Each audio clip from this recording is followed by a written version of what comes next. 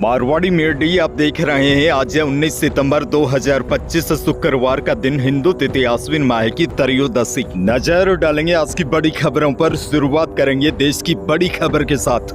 बड़ी खबर, कांग्रेस सांसद और लोकसभा में नेता प्रतिपक्ष राहुल गांधी ने गुरुवार को वोट चोरी पर दूसरी बार प्रेस कॉन्फ्रेंस की। इससे पहले उन्होंने 7 अगस्त को मीडिया से बात की थी। राहुल ने 31 मिनट के प्रेजेंटेशन में वोट चोरी के आरोप लगाए और सबूत दिखाने का दावा किया। उन्होंने कहा, चुनाव आयोग जानबूझकर कांग्रेस के वोटों को निशाना बना रहा है। और बड़ी बात यह है, राहुल गांधी इस बार अपने साथ कर्नाटक के ऐसे वोटर्स को भी साथ लेकर आए जिनके नाम वोटर लिस्ट से डिलीट हुए हैं। हालांकि दूसरी ओर चुनाव आयोग ने राहुल गांधी के आरोपों को गलत और निराधार बताया। आगे बढ़ेंगे, आपके लिए एक और बड़ी और काम की खबर। प्रधानमंत्री जन धन योजना को 10 साल पूरे हो चुके हैं। आरबीआई के नियमों के अनुसार बैंक अकाउंट खोलने के 10 साल बाद केवाईसी अपडेट करवाना जरूरी होता है। ऐसे में सरकार ने 30 सितंबर तक जन धन योजना के तहत खोले गए अकाउंट की री केवाईसी यानी फिर से केवाईसी करने को कहा है। अगर आपका भी जन धन अकाउंट है और काफी दिनों से आपने उसे नहीं संभाला है तो 30 सितंबर से पहले री केवाईसी करवा ले। ऐसा न करने पर बैंक आपके अकाउंट को बंद कर सकता है। अब देखिए, री केवाईसी किसे करवानी होगी यह भी आपको बता दूं। जिन खातों को 2014 या 15 में खोला गया था उनके होल्डर्स को री केवाईसी करवानी होगी, क्योंकि इन खातों की केवाईसी वैधता 10 साल की है। अगर आपने हाल ही में यानी कि 2-4 सालों में ई केवाईसी करवाया है तो फिर आपको री केवाईसी नहीं करवानी होगी। आगे बढ़ेंगे, देश की एक और बड़ी खबर। उत्तराखंड में 2 दिन में दूसरी बार बादल फटा। 17 सितंबर की रात चमोली जिले के नंदा नगर घाट में बादल फटा। यहां 6 घर मलबे में दब गए, 14 लोग लापता है और 20 लोग घायल है। आपको बता दें, इससे पहले 16 सितंबर को देहरादून में भी बादल फटा था। देहरादून से मसूरी का 35 किलोमीटर का रास्ता पूरी तरीके से क्षतिग्रस्त है। और देखिए, बड़ी और दुखद जानकारी यह है, हिमाचल में इस सीजन बारिश, बाढ़, लैंडस्लाइड और अचानक आई बाढ़ से अब तक 419 लोगों की मौतें हो गई है। और मौसम विभाग ने दोनों ही राज्य यानी कि उत्तराखंड और हिमाचल प्रदेश को अगले 24 घंटों के दौरान हाई अलर्ट पर रखा है। बहरहाल आगे बढ़ जाते हैं, राजस्थान से बड़ी खबर। प्रदेश के अलवर में मंगलवार देर रात उस समय अजीबोगरीब स्थिति बन गई जब एक साथ कई लोगों के खातों में लाखों रुपए आने के मैसेज आने लगे। मैसेज आने के बाद कई लोग पैसे निकालने स्टेट बैंक ऑफ इंडिया के एटीएम पर पहुंच गए। पुलिस को मामला जब संदिग्ध लगा तो 50 से ज्यादा लोगों को हिरासत में लिया है। पुलिस के मुताबिक कई ऐसे लोगों ने एटीएम से पैसे भी निकाल लिए हैं जिनका बैंक बैलेंस लगभग 0 था। लेकिन देखिए, अब सबसे बड़ा सवाल यह उठ रहा है कि ऐसा क्यों हुआ? क्या एसबीआई का कोई सर्वर या वेबसाइट हैक हुई? 0 बैलेंस के बाद भी लोगों ने पैसे कैसे निकाल लिए? और सवाल यह भी है, लोगों के खातों में लाखों रुपए आने के मैसेज कैसे आए? इन सभी सवालों के जवाब फिलहाल किसी के पास नहीं है। बताया जा रहा है कि पुलिस की टीम और एसबीआई के अधिकारी फिलहाल इस पूरे मामले की जांच कर रही है। वहीं एहतियातन पुलिस ने शहर में एसबीआई के 20 एटीएम बंद करवा दिए हैं।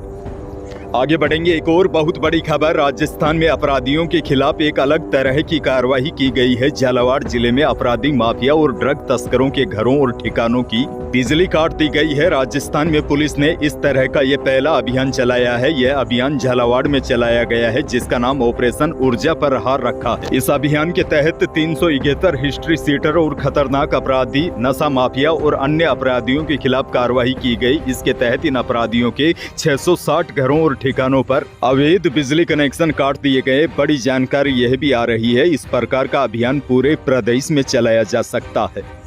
आगे बढ़ना होगा, एक और बड़ी खबर। राजस्थान में ग्रेड 4 यानी कि चपरासी भर्ती परीक्षा आज से यानी कि 19 से 21 सितंबर तक 6 पारी में आयोजित की जा रही है। बड़ी जानकारी यह है, 53,749 पदों पर भर्ती के लिए 24,75,000 कैंडिडेट्स ने आवेदन किया है और इसमें 75% अभ्यर्थी ऐसे हैं जो ओवर क्वालिफाइड है, यानी कि बीटेक, बीकॉम, बीबीए जैसी बैचलर डिग्री के साथ मास्टर डिग्री तक हासिल कर रखी है। और देखिए, इस भर्ती के लिए योग्यता केवल 10वीं पास है, लेकिन चपरासी बनने के लिए MBA, MSc प्रोफेशनल डिग्री हासिल करने वाले भी अपना भाग्य आजमा रहे हैं।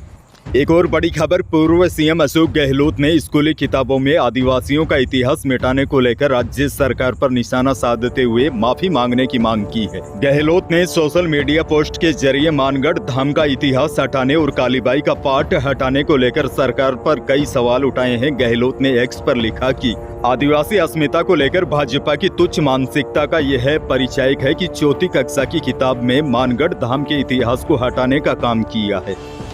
खैर आगे बढ़ेंगे। एक और बहुत बड़ी खबर, पश्चिमी राजस्थान दुग्ध उत्पादक सहकारी संघ सरस डेयरी जोधपुर ने पशुपालकों को बड़ी राहत दी है। संघ ने दूध खरीद दरों में ऐतिहासिक बढ़ोतरी की है। इस फैसले से जोधपुर जिले के हजारों पशुपालकों की आय पर सीधा असर होगा। देखिए, वर्तमान में सरस डेयरी रोजाना 60 से 65 हजार लीटर दूध की खरीद कर रही है। संघ का लक्ष्य है कि निकट भविष्य में यह खरीद 1 लाख लीटर प्रतिदिन तक पहुंचे। दर बढ़ने से सीधे तौर पर पशुपालकों की आय में बढ़ोतरी होगी। उदाहरण के लिए 6% फैट वाले दूध का प्रति किलो लगभग 4 रुपए 20 पैसे किसानों को अतिरिक्त मिलेंगे। वहीं संघ अध्यक्ष रामलाल बिश्नोई ने कहा, जोधपुर संघ के इतिहास में पहली बार इतनी बड़ी वृद्धि की गई है। यह फैसला पूरी तरह पशुपालकों के हित में लिया गया है। अच्छा, बड़ी खबर ये भी देखिए, राजस्थान सरकार की चतुर्थ श्रेणी परीक्षा के दौरान परीक्षार्थियों की आवाजाही को ध्यान में रखते हुए उत्तर पश्चिमी रेलवे ने 10 जोड़ी परीक्षा स्पेशल ट्रेनों के संचालन करने का फैसला किया है। यह ट्रेनें 18 सितंबर से 21 सितंबर तक अलग अलग शहरों में जयपुर और आसपास के इलाकों के लिए चलाई जा रही है। इनमें जयपुर, अजमेर, जोधपुर, उदयपुर, बीकानेर, श्रीगंगानगर, हिसार और बांदीकुई जैसे प्रमुख शहर शामिल है। वैसे आपको कुछ जानकारी दूं तो बांदीकुई जयपुर बांदीकुई परीक्षा स्पेशल ट्रेन चलेगी। श्रीगंगानगर डेहर का बालाजी यानी कि जयपुर और श्रीगंगानगर के बीच परीक्षा स्पेशल ट्रेन चलेगी। वहीं बाड़मेर जोधपुर बाड़मेर, इसके अलावा अजमेर खातीपुरा जयपुर और सवाई माधोपुर जयपुर के बीच भी परीक्षा स्पेशल ट्रेनें चलेगी। अच्छा, बड़ी खबर ये भी देखिए, राजस्थान लोक सेवा आयोग की ओर से कॉलेज शिक्षा विभाग में असिस्टेंट प्रोफेसर के 574 पदों के लिए 13 दिसंबर 2024 को जारी विज्ञप्ति विड्रॉ कर लिया गया है। यानी कि असिस्टेंट प्रोफेसर के 574 पदों पर होने वाली भर्ती को स्थगित कर दिया है। सेवा नियमों में संशोधन के कारण आरपीएससी ने यह फैसला लिया है। राजधानी जयपुर से बड़ी खबर, जयपुर पुलिस ने 50 लाख रुपए की साइबर ठगी करने वाले बदमाश को गिरफ्तार किया है। आरोपी इतना शातिर निकला कि तत्कालीन जयपुर कलेक्टर को भी ठग चुका है। आरोपी के खिलाफ जयपुर शहर में लगभग 80 से 85 साइबर के मामले दर्ज है। साइबर ठगी से आया पैसा सीधा ही सटोरियों के खातों में आरोपी जमा करवा देता था। आरोपी ने पूछताछ में पुलिस को बताया कि तत्कालीन कलेक्टर अंतर सिंह नेहरा को अपना मकान किराए पर देना था। ठग ने प्रॉपर्टी ब्रोकर बनकर नेहरा से बात की और कलेक्टर नेहरा को झांसा देकर करीब 90,000 रुपए ठग लिए। अब पुलिस ने साइबर ठग परमिंदर सिंह उर्फ सन्नी पुत्र सुखवंत सिंह निवासी भरतपुर को गिरफ्तार कर लिया है।